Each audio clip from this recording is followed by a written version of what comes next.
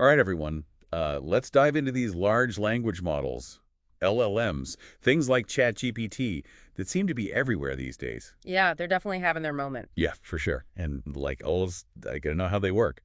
So today we're breaking down LLMs. Even if you're new to all this no-tech jargon, I promise. Sounds like fun. Let's demystify these things. For sure. So first, LLMs are like a really fancy type of machine learning, Mm. like teaching a computer to see patterns.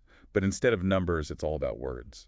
It's like how Spotify seems to know what music to recommend based on your listening history, picks up on those patterns. Perfect analogy. Yeah. And LLMs are doing the same thing, but with language.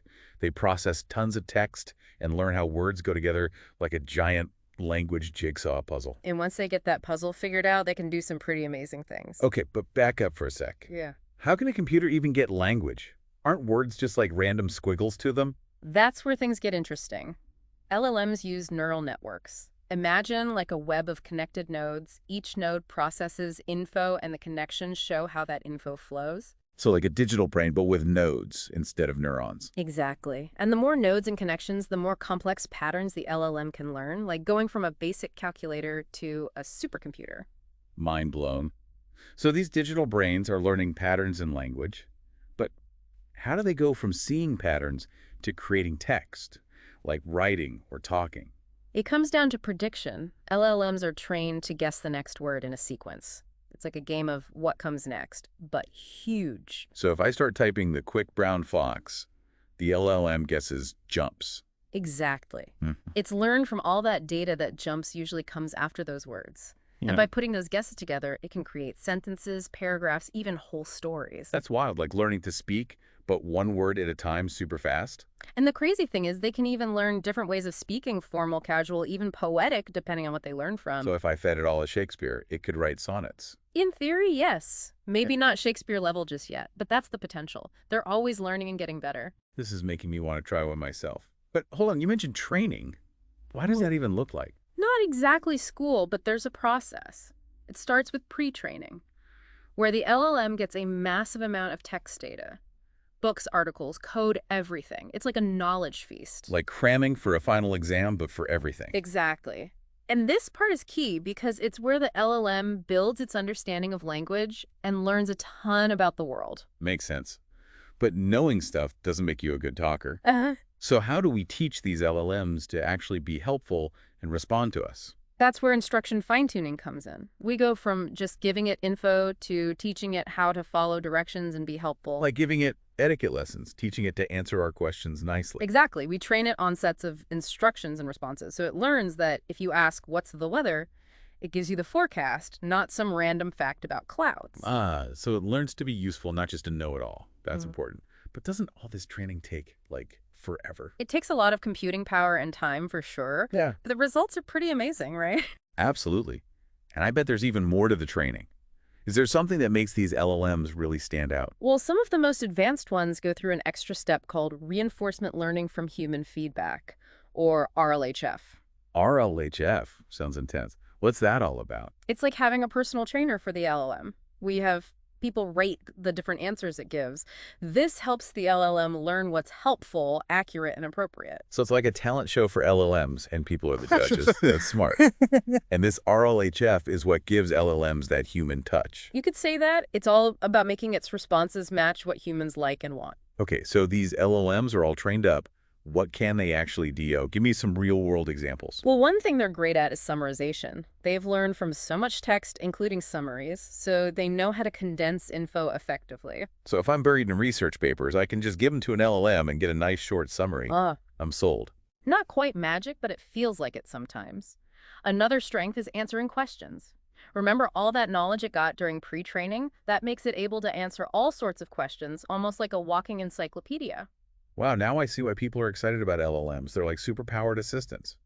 But hold on, if they're getting info from everywhere, isn't there a risk of them, like, making stuff up? That's a great question, and it leads us to something called LLM hallucinations. Hallucinations. Now it sounds like our LLM is on drugs. What does that even mean? Well, remember, its main goal is to sound convincing, not necessarily be factually correct. So sometimes it might give info that's totally made up just because it wasn't trained to know fact from fiction. That's a bit worrying. What if it starts telling me the Earth is flat or unicorns are real? How do we stop that? Don't worry, there are ways to fix this. One solution is grounding. Grounding, like telling it to get real. Exactly. It's about giving the LLM context, so its answers are based on real info, like giving it guidelines to keep it on track. So it's like giving our LLM a reality check. Exactly. Bing Chat is a good example. It uses search results in its answers. By giving the LLM context from the web, it helps stop those hallucinations and makes its answers more accurate. That makes sense. It's like having a fact checker working with the LLM to make sure it doesn't go too crazy. But even with that, I'm curious, do LLMs actually understand the world like we do, or are they just really good at copying patterns? That's the big question, isn't it? And it's one that experts are still debating, and that's what makes this whole area so fascinating. We've made these powerful language machines, but we're still figuring out what it all means. Welcome back. Last time we wondered if LLMs really get the world or just follow patterns. It's a tough question, and some things LLMs do now make it even trickier. Okay, you've got me hooked. What are these mind-blowing abilities you mentioned?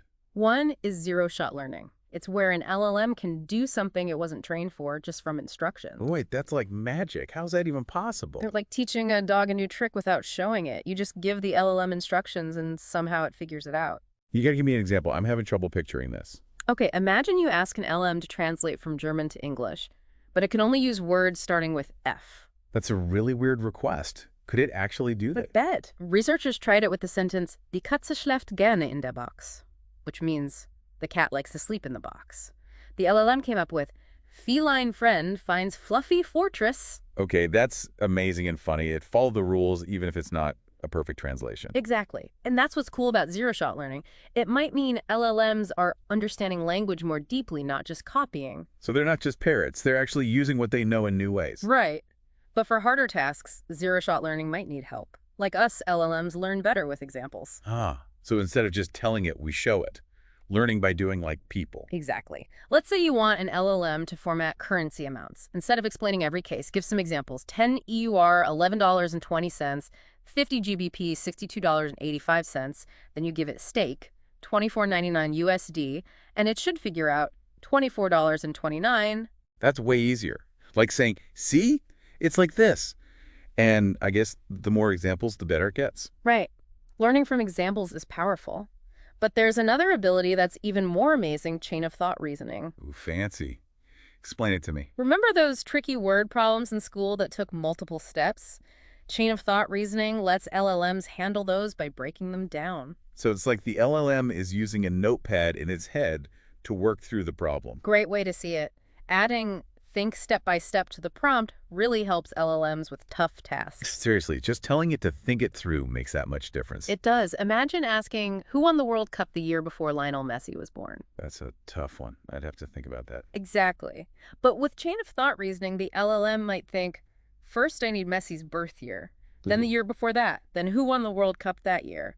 By laying out the steps, it can use its knowledge better and get the right answer. That's incredible. Like it has its own problem-solving plan. Exactly. And this reasoning ability is opening up new things for LLMs in math science, even writing. Wow. I'm impressed by these abilities. But does it mean LLMs understand the world? That's the big question. Some experts think these abilities mean they're understanding more than just mimicking. So maybe they're more than just fancy pattern matchers. Maybe they're starting to understand. It's possible, but others say that even though their impressive LLMs still work on patterns without real comprehension. Like we've made these awesome language machines, but we're still not sure if they get the meaning of the words. Exactly. And that's what's exciting. We're pushing the limits of AI and learning about intelligence itself. Okay, welcome back for the final part of our LLM deep dive. We've learned how these things work, but now let's see how they're changing the world. Yeah, it's one thing to get the theory, but seeing it in action is where it gets exciting. For sure. And I think the most obvious example is search.